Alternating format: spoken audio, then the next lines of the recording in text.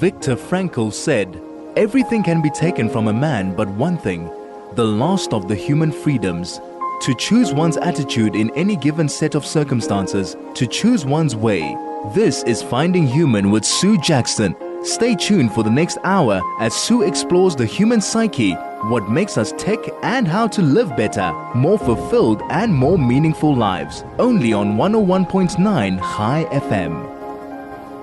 Hello, this is Sue Jackson, and my guest today is Hilton Rosenthal, and we are on Skype from Australia to Australia, and he has already got me laughing. So by a few hand signs that he was sending me. But I first of all just want to welcome you, Hilton, and thank our mutual friends, the Erwigs, for actually putting us in contact with each other. Thank you, Sue, and thanks for having me. I'm looking forward to a nice chat. I'm also really looking forward to it. Hilton is a man of many talents. He is an executive, a music producer, a publisher, a music publisher, producer, an online music pioneer. And he was brought up in South Africa initially, and then left for America, and then for Sydney, where he is now. But he actually has so many incredible, well-known people that he has worked with, especially Johnny Clegg. He produced both his albums, all his albums actually. You worked with Savuka and Jaluka. And Hilton, you initially were studying to be an accountant. Now, did you find that very exciting? I was doing a BCom, and I did some work, some summer work at an accountant's office. And after a couple of boring days, not to say that I disparage accountants in any way. Some of my best friends are accountants. But I was called by our agent. I was playing semi-professionally while I was at university, playing at different nights and on weekends in a duo called Hilton and Howard. And Morris Fresco, our agent, phoned and said, "Do you want to go on a trip for 3 weeks around the Mauritius, Seychelles, Madagascar, etc. And all you have to do is work half an hour a day, and the rest of the time can be a holiday, and we'll pay you," I don't remember the amount, but certainly much more than I was earning or that I could be earning. And I said yes, and I then said I wouldn't be an accountant, but I was going to go and work after I finished my BCom for a few years and then do an MBA. But I ended up going to Gramophone Record Company, which was part of the Gallo Group, and I never left the music business. And from there, you are incredibly well known, Hilton, for other things for many people that you've worked with. You worked with Paul Simon on his Graceland project. You worked together on that. Harry Belafonte, you worked with him with his Paradise in Gazankula. And Carole King, her in concert. That was in 1994, I think. Yeah, 1994, yeah. And you also worked with Le Bohème, and you put him in contact with Hans Zimmer. And you also wrote with Hans Zimmer for Power of One, the music for that. And according to Le Bohème, he was working for you. He said he was on the streets at the time when he arrived at you. You were in Los Angeles at the time. Tell me a little bit about that. I didn't write anything with Hans. I would never dare to be considered any kind of equal of Hans's. You produced with him. I had been working on, I was the music supervisor for the Power of One movie. And I hired Hans for that. And in the interim, I was sitting in my studio in LA, and my secretary came in and said, "There's two guys at the back door that want to meet you." So I went there, and there were these two little guys who introduced themselves. "I'm Ron Kuneni, and I'm Lebo Maraki. We're ANC refugee students here in LA, and we'd like to make some music." And Solly Letwaba, who was Johnny Clegg's bass player, had told them to come and see me. So I said, "Okay, guys, I'll do you a favor, and I'll give you a few days of free studio time, do some demos, and we'll see what happens from there." So they did the demos, and at the end, I wasn't sure what I could really do with them at all. But then when we were working on Power of One, Hans said to me, listen, I need an African lyricist because, this scene here, scene ABC, needs some African lyrics, and it's going to be a big choral. I'm going to hire a 60-piece choir, etc., etc. Do you have anybody in mind? And I thought, maybe I'll take Lebo down to have a chat with Hans, and that was the beginning of all that. I mean, that was Power of One, and then, of course, the next thing they did together was The Lion King. The Lion King, absolutely amazing. I think what you don't understand, perhaps, or maybe you do, but you just might not say so, is the power that music actually does bring. We called our program The Power of Freedom.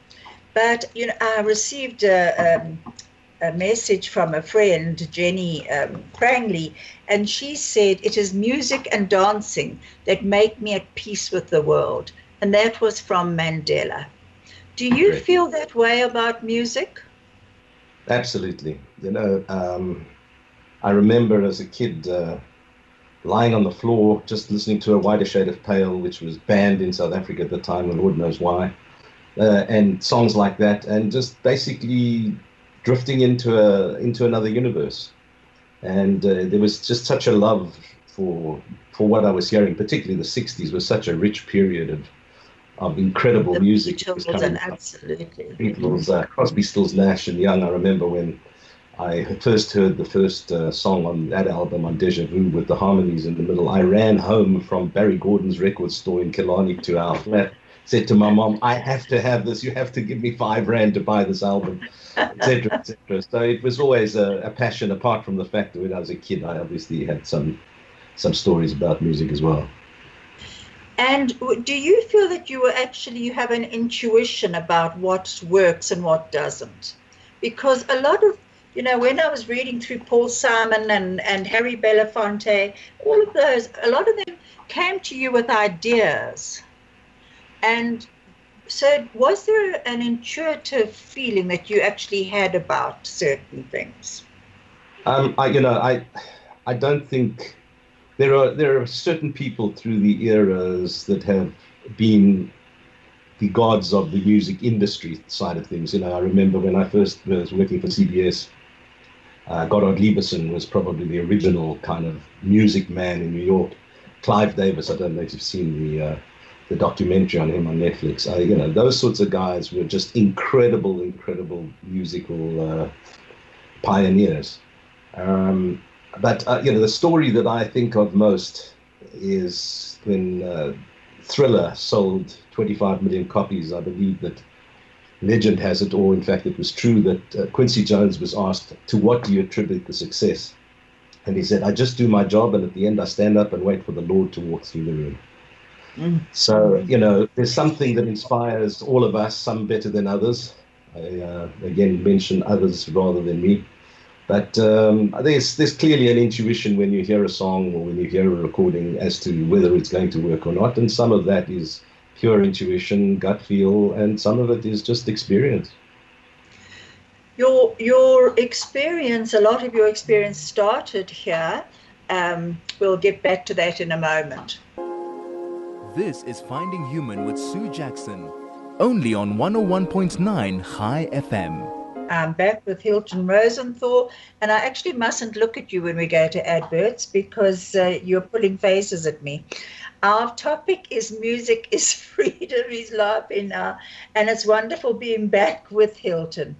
Hilton produced Jaluka and Savuka albums, and in Hilton's words, it doesn't matter where music comes from. It's something that can touch the heart no matter where it emanates from.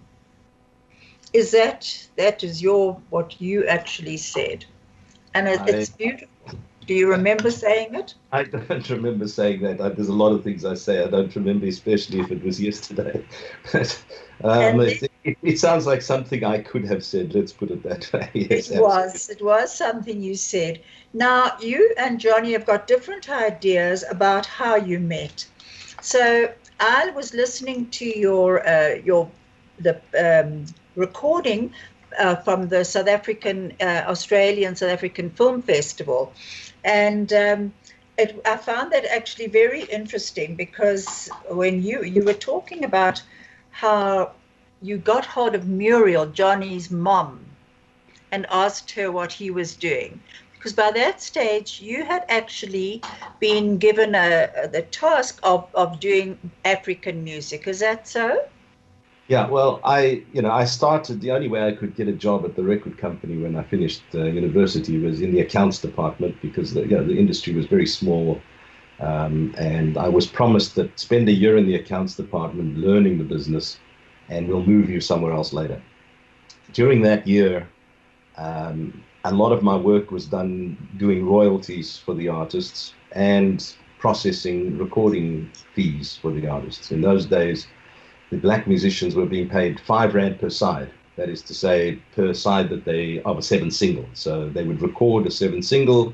If there were 2 sides, they would be paid R10 session fee each. Because of that, they used to rehearse. And on one day in particular, I processed fees for 35 sides in a single day. Literally, they were so well rehearsed. They went in, they played the song, they recorded next, in order to inflate their income, basically. What were the white recorders singers getting at the time? I can't recall, but it was a different type of scale, because they were working on a 3-hour session fee. Nobody was making a lot of money, but in fact, the black musicians were making more that were working that way, because they were recording so many songs. So anyway, when the year came up, I went to my boss and I said, look, I need to get out of here and get into something creative. And he said, well, there isn't really a position for you, but do you have any ideas? And I said, yeah, I think so. I believe that the black music business has been really incorrectly handled, and that we should start looking at developing artists, supporting them, buying them buses, buying them equipment, giving them rehearsal rooms, putting them on the road so that they could basically earn a living outside of just the recordings. And in turn, that would promote our records. So I was given the job of general manager of Isibai Music. And through that, I started understanding and listening to this incredible music, which had been totally foreign to me when I was a kid. When I was a kid, that sort of music was the stuff that was played outside in the backyard on the radio, on Radio Zulu or whatever. And I didn't understand it or really appreciate it until I was living it with these guys. And I then started having this vision that I wanted to do something that combined the music I had grown up with and the music I'd come to love. And I'd been given permission by the guys at CBS Records in New York to have a discretionary budget to do something experimental. And I tried numerous things and nothing was working. And I was starting to get despondent. And one Sunday night, I was sitting at home thinking about this and what am I going to do? And I recalled that I'd seen Johnny and Sipho at the Wits Great Hall in 1973. And in the interim, Muriel, Johnny's mom, had been a promotion lady for our company. So every year or so, she would wander in and say hi to everybody. So I'd met Muriel through that.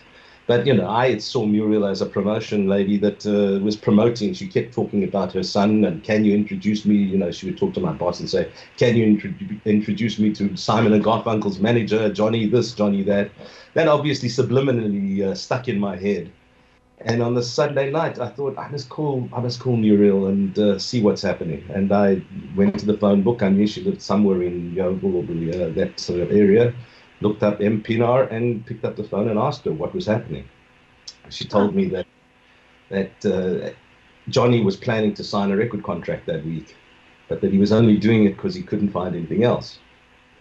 So what did I want to do? So I explained that I had this vision of mixing different cultures and different music, etc. And she said, well, that's really what John wants to do. Why don't I set up a meeting, tell him to wait, and then you guys can meet and take it from there, see if something goes. And then, it certainly did. But where did, because when they started traveling, you had a very small budget.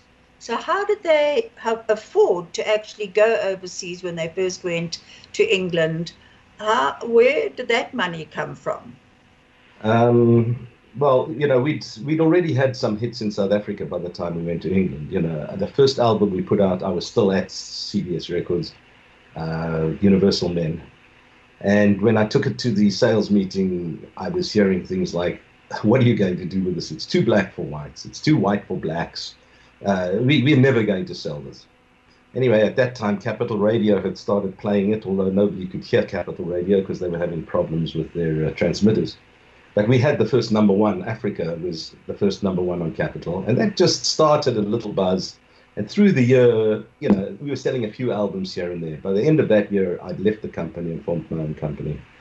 And about 6 months later, I thought I would continue producing Johnny and Sipho for CBS. I got the feeling that they were really not interested. The company wasn't interested. So I approached them and said, I'll buy the album back from them. And I signed Johnny and Sipho direct, and we produced African Litany. And when that came out and Impy and African Sky Blue hit around, then we were starting to sell some records. So then the budget started, expanding somewhat. But our international exposure really started. There was a guy in Germany, a German guy called Sherman Heinig, who was working for an Italian record company. How's this for a multicultural thing? Contacted me and said, I've heard Scatterings of Africa, and I'd love to release it in Italy, which they did. Nothing happened. But then I got a call from someone who became one of Johnny and my best friends, a guy called John Craig, who had a label called Safari Records at the time in London. They were really a punk label. But John was just a really, really interesting guy, and he loved the record, and he said, listen, I'm going to make this a hit. So it started that he put it out, I think, in January '83, and we got pretty close to the top 40 in England, and he said, come over now, we'll fly you over for promotion. So that's really how the international budget started. Oh, okay. Now, Scatterings of Africa has an interesting story as well about African voices. So just, do you know what I mean about that? That when you were, I think won't you just share that story? Yeah, well, it's that's kind of the link to the Paul Simon project, effectively, because after we'd had a hit in England, and it also was a hit in a couple of Scandinavian countries and in Canada. And then I got a call from Warner Brothers in the States saying we'd like to sign. Now, this was an interesting thing because, the phone was ringing at 3 a.m. in the morning.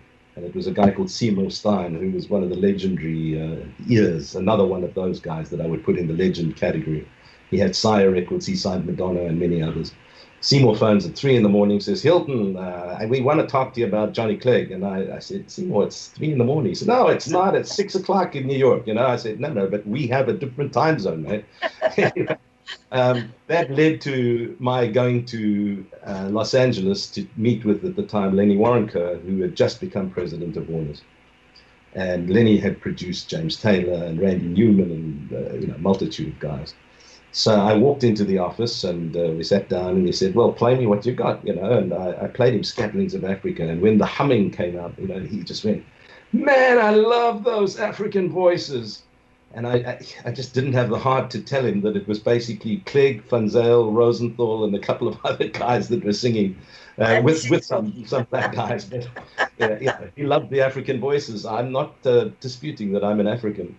Absolutely. So it was the African voices. I loved that story. I really did. And then there was another very interesting story that I heard on your one interview, and that was the going to Zululand for the blessing from the ancestors that Sipho wanted you to do before you went to England. I would love to hear a bit about that. Yeah. Well, Sip said, listen, I can't go anywhere right now with this project without actually getting a blessing from the ancestors. So you guys all have to come down to my place in Zululand, and we'll see what the ancestors feel about this. So we got in a combi, Johnny's combi. They were doing everything, traveling everywhere, the band in the combi. But Johnny was still, at that point in time, they all had day jobs still. And we finished after work at like 5:30 or 6 in the evening, and we drove down to Sipho's place, Greytown. Arrived at 1, 2 in the morning. And we got to the border of his property, and there was a fence there, and we pulled up, and a little kid came out dressed in his skins, and he spoke to Johnny, and he went back, and I said to John, "What's happening?" He said, "No, Sipo's coming soon." And we waited 30 minutes, 40 minutes. I don't remember exactly how long, but it was long. And I said to him, "What's going on?" And he said, "Look, Sipo has to show these people that we respect him and that we waited for him here. It wouldn't show the level of respect we have for him." Anyway, eventually Sipo came out, and we were ushered into into his ancestral rondavel, which had no electricity. It was a concrete floor, concrete walls with a thatch roof, but a General Electric refrigerator running from a generator. Anyway, and the guy, we were all told to sit around around the walls, and Sipo got into the middle and started saying some chants and rubbing a stick with some brew that he'd made. And he told us that if this bubbled over, the spirits and the ancestors accepted us. And this has happened, and then fascinating.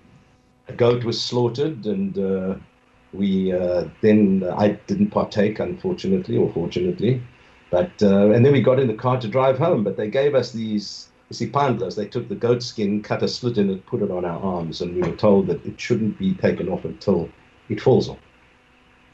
So we all got in the car, and this uncured stuff was on our arms. We had to drive all the way home with our arms out the window because it was already beginning to smell. And I got home the next day. My dad took a look at this. Now, my dad was, an Eastern European migrant who is a very, very traditional guy in a different sort of tradition. Yeah. And this little old Jewish man said to me, "What is this?" And I explained it to him, and he just scratched his head and went, "Well, I don't know what's going on here." But it must have been a very moving experience, wasn't it? Totally incredible. I feel honored to have been able to partake in that. What I hear and what I've read is that you cannot believe how much unity you actually brought into the country. And this message was from Kerry Rubenstein, a wonderful young woman who I know well. And she said that Johnny was her hero. And I don't believe anyone was as awesome. He touched my soul, inspired me, made me feel proud to be a South African, reminded me of my youth, pumping my fist, taught me about my country and its people through stories and song. I loved the feeling of unity at his concerts. And she said she saw Johnny and Jenny towards the end of Johnny's life, and she pumped her arm up and down as she saw them. It was at one of the hospitals. But, do you realize the unity that you actually brought into the country with the songs that you produced? Well, again, I was just the facilitator. The it's bottom a line very big thing. Beginning, it was Johnny and Sipo, and I think that the message that they had was the beginnings of those real messages, that people could, for the first time, witness what South Africa could become by watching them on stage. So but you had to believe in them, Hilton. I certainly did, and I'm proud of it. But I don't really give much thought to the fact that that was because of me that type of unity happened. I really respect that it did, and I'm very happy to be mentioned like that. But as I say, it's not something that I think about from day to day. The one story that always sticks in my mind about that unity was we came back from England after the hit, and all of a sudden the white media started taking notice of Juluka. Of course, you have a hit in England, now you better be serious. Before that we were ignored by the media in South Africa. The black radio stations said we won't play music that's got English in it, in Radio Zulu, etc. Sutu, and the Radio Sutu wouldn't play even the Zulu songs, etc., etc. And of course, Radio 5 and I felt in those days, or Springbok Radio was not really supporting us until this happened. So there was a homecoming concert at Coliseum, and the people were being told by the security guards all the time to sit down. And people would jump up, and they were mixed? Were they allowed to mix at that stage? Whether they were allowed to or not, there was never a Juluka concert that was segregated. There were numerous concerts that were closed down because they were unsegregated. But they were mixed. And in fact, there were times when Johnny and Sipho played in the townships where they were arrested, etc., etc. But this was a mixed crowd. And because the people had paid for their seats, the security guards were saying, you cannot stand in your seats. So what had happened was that during the performance, people had gravitated to the sides of the hall. And there were two lines on either side. And when Scatlings came about, they started playing Scatlings, the two lines became conga lines and just started dancing towards each other down the sides of the hall and across the front in front of the stage. And as they got in front of Johnny and Sipho in the middle, the guy on this one side was black, the guy on the other side was white, and the two of them put their arms around each other. And they danced in a circle, and the whole audience went crazy. Those sorts of moments make me realize, yes, there was something to that fact that we did do something. Wow, that brings tears to my eyes, I must admit. You know, it was during apartheid era when all of this was happening. It was very dark days in South Africa. Were you yourself ever at risk from the security police? You and your family? Not overtly. When we came back, there was a whole issue with the cultural boycott in England, and they're not allowing us to have work visas to perform on television. And there was a lot of controversy around this. And when I came back from England, the front page, we were allowed eventually to do the final TV show if we gave the money to the anti-apartheid movement, which Johnny and Sipho immediately said yes to. I got home and I was talking to my mom on an illegal mobile phone, not a mobile, but you know, those portable phones. Yes. And it was really noisy. So I said, hang on a sec, let me go in and pick up the real phone.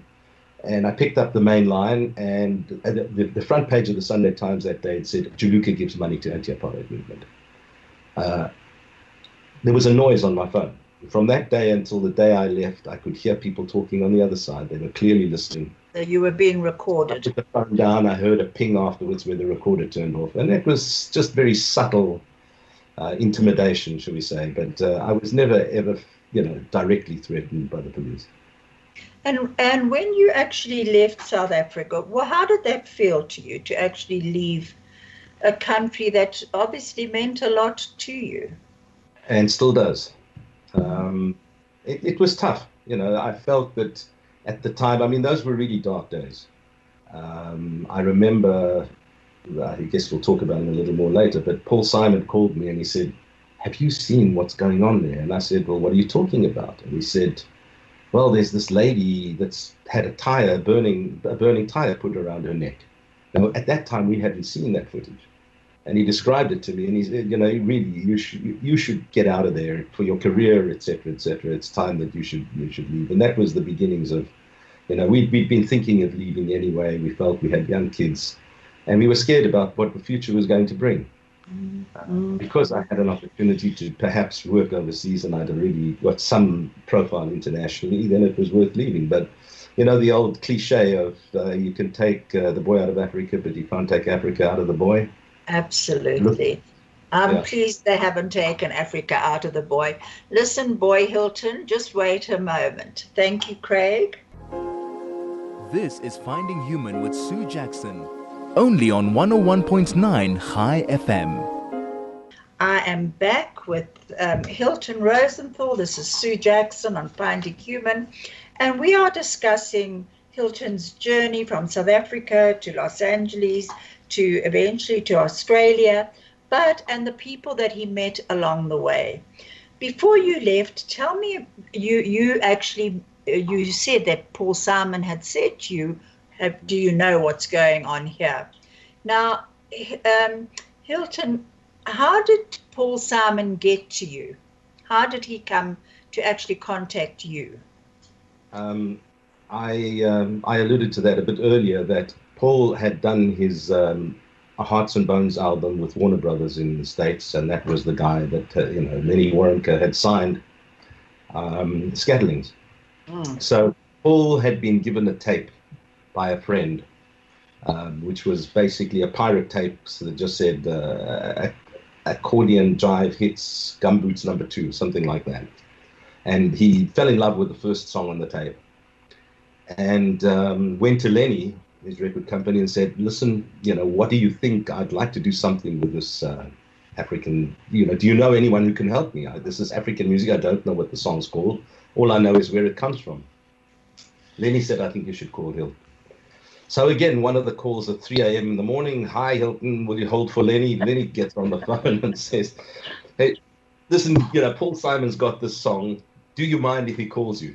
And I kind of went, hang on, let me think about it. Paul Simon wants to call me. Yeah, well, okay. Maybe next week. Anyway, so Paul called, and he told me the story, and he told me what it was. He said, can you track down what this song is? So I started doing some scouting around and found out that it was a song by the Boyoyo Boys. The song wasn't called Gumboots, but the album was called Gumboots, and Paul just stuck with the title Gumboots. So anyway, I said, what do you want to do with this? He said, well, can you perhaps get the ability to buy the multi-tracks? These are, would be the 24-track recordings with all the different instruments separated. And I can pay the record company and the artists for it, and try and take some of it out, do what I have to do. And I said, look, that was my job in the first place. At around exactly that time, nobody recorded to multi-track. Everybody just recorded straight to stereo. So there's no ways that you would actually have a multi-track of that, even if people wanted to give it to you. So I said to him, well, I could put the original band together for you. And he said, that's interesting. I said, but what are you going to do with this? And he said, I have no idea. I just love the music. So I was the one who then said, well, why don't you do an album of South African music? And he said, how am I going to do that? I said, let me send you a whole bunch of things. And I sent him about 30 albums. And a couple of months later, he said, I've gone through all this. Why don't you put together a recording session in Johannesburg with the following artists, blah, blah, blah, blah, blah. And that's how it all started. Unbelievable. And I see he says working behind the scenes in every case was Hilton Rosenthal, the crucial catalyst for world music. So that's and you actually introduced him to many other people as well. And then tell me a bit about Harry Belafonte. Well, it was a time where we were allowed 500 Rand spending money to go overseas on business. 500 Rand a day. That was the allowance. And that wouldn't buy you the toilet at a decent hotel, effectively, to rent. So I had been approached by a guy called Brad Gelfond, who was an agent at Regency Artists that became part of William Morris. And Brad came to London to watch Jaluka in their first tour, and he signed them as an agent. And through that, I had introduced him to Paul, and he had become Paul's agent for the Graceland tour. So Brad said, look, it's crazy. You must come and stay at my place if you're coming here to work. I was doing regular business trips back and forth. So I was staying at Brad. I woke up one morning. I said to him, I've got this song that we've just recorded about Nelson Mandela called Asimbonanga. And I would love to play it to Harry Belafonte because I hear Belafonte and Sidney Poitier are going to be doing an ABC miniseries on Mandela. So he said, I don't know about the miniseries, but come to the office at 5 o'clock this afternoon. Harry's best friends with Richard Rosenberg, who's my boss, the head of the agency, and he's coming in for a meeting at 5 o'clock. So I went there, and I think Harry was a little bemused at the fact that they were bringing in this white boy that, he knew the background of Graceland, etc. And I said to him, look, you're doing this TV show. Can I play you a song? And he said, sure. And I played him Asimbonanga, and he literally turned around and he went, do you want to produce my next album? Wow. Gosh. Effectively, the catalysts that pushed me to move to LA at the time that I did was that I went to see Warner's about my future. And on the way, I had gone through London and I'd signed a contract with EMI to sign Johnny Clegg and Savuka. And then I got to LA and Harry asked me to produce his album. I basically had my first year's work cut out. Gosh. That was the catalyst that pushed me to leave at that time. So behind every great man, there's a family that actually relocates with him. Yeah, they're the true heroes. That's for sure. My wife Linda and my kids. boy, I don't know how they stuck with me and put up with me. But boy, I owe a lot to her and to the kids. And they've moved with you, which is amazing. A message came through just now, and it said, Mr. Hilton Rosenthal. It's actually anonymous. It says, Savuka songs gave me hope in darkness and helped me stay in South Africa. Please, can you help us again now? What is your answer to that? I'm not quite sure. It's actually a lovely message. A lovely message. And, just by the way, your comment earlier about how music unifies and inspires people, I cannot tell you through the years how many letters we got at the office addressed to Johnny about how his lyrics and his music had helped people get through the toughest times. Cancer. The irony was that I still always remember this person who said, I've been struggling with chemotherapy and cancer, and Johnny's music is the only thing that gets me through. Oh, amazing. So, again, can I help?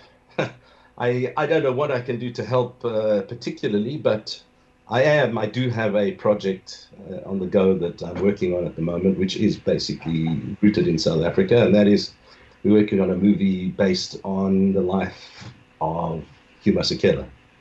Oh, how wonderful. We'll get back to that in a minute. This is Finding Human with Sue Jackson, only on 101.9 High FM. Hello, I'm back with Hilton Rosenthal, music publisher, producer, lyric writer, singer himself. And Hilton, you were telling me about Hugh Masekela, that you're doing a project. What you were about to say, and his relationship with someone. Who was his relationship with? With Father Trevor Huddleston. That should be wonderful.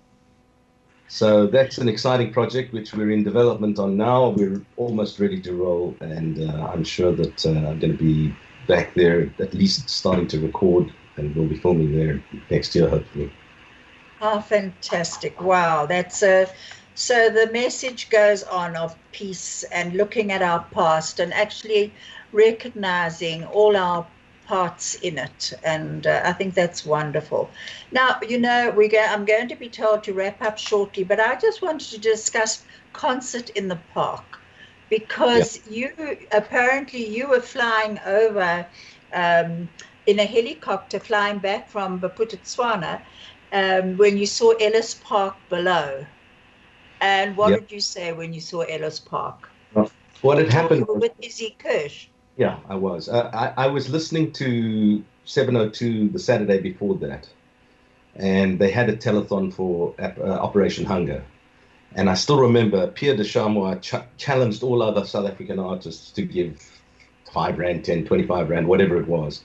And I was sitting thinking, whatever gesture I could do right now, I'm not sure that, I'd like to try and do something bigger. I wonder what I could do. So anyway, as fate has it, and of course, you talk about fortuitous circumstances. It was the Monday or Tuesday right after that, and Izzy called me and he said, we've just opened our station, our transmitters in our new transmitters in Bophuthatswana. And would you like to come up for lunch with me in the helicopter? I said, oh, okay. I wasn't that keen on helicopters, but I was very fond of Izzy. We were, in fact, in certain things, business partners. Or he was a business partner of mine.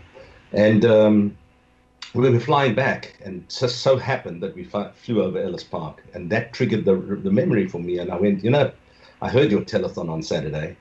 Wouldn't it be amazing if we could basically get that place and do a concert with all these artists? So he looked at me and he went, well, I know Louis Late, he's the trustee for Ellis Park, and I can call him this afternoon and find out if he would give us the stadium. And literally that afternoon, Louis Late said yes. I think in the next 3 days, I spent all day on the phone talking to just about every manager, producer, vendor of concert stuff. And every single person but one, who will remain nameless at this point, said, we'll give you everything for free. The only deal with Ellis Park was as long as you pay for the cleaning. So anyway, that one person, I just called up the company, the sound hire company, who used to hire them every week, month for different things. And I said, look, this guy's giving me a hard time. And this person phoned that person and said, listen, you ever want a gig from us again, you do what we're all doing. So literally, it was all put together within a few days. I rushed so quickly that it took me time to get a committee together, which incorporated and was inclusive of the black producers, etc. But that was eventually done as well. And in a way, the rest was history. I mean, you talk about surreal events. We were hoping for 20,000 people, maybe. I remember on the Friday, we had sold 35,000 tickets at the end of Friday business. Concert was on Saturday. Percy Tucker at CompuTicket had given us free ticketing services. And on the Monday, he called me and he said, thanks very much. I did no business on Saturday other than concert in the park. We sold another 75,000 tickets on the morning of Saturday through CompuTicket. We ended up with about 120,000 people in Ellis Park, because what happened, I heard a yell over the security system saying, come to the back gate. And I got there, and there was such a big crowd outside trying to get in. The gate literally came off its hinge. Thankfully, no one was hurt, and a whole lot of other people that just couldn't get tickets got free tickets effectively at that point in time. But, the head of police said to me in the early evening, we have rugby matches here with 30,000 people, and today with 120,000, we've had less incidents of bad behavior than we have normally for a rugby match. Isn't that beautiful? And Hilton, on that note, I'm being told to wrap up.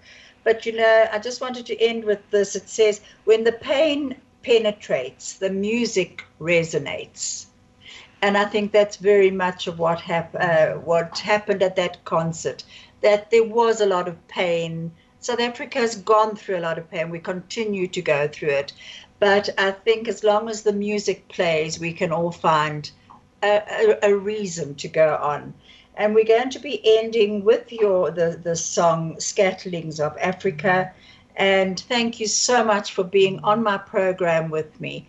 Next year, there's a lot more that I'd like to discuss with you, but we are being told to wrap up. I am going to wrap up. Craig, thanks so much. And thank you, Hilton. I'll be in contact with you as soon as we finish the show. Thanks very much, Sue. And my last word, halala for Johnny Clegg. Halala, absolutely. Thank you.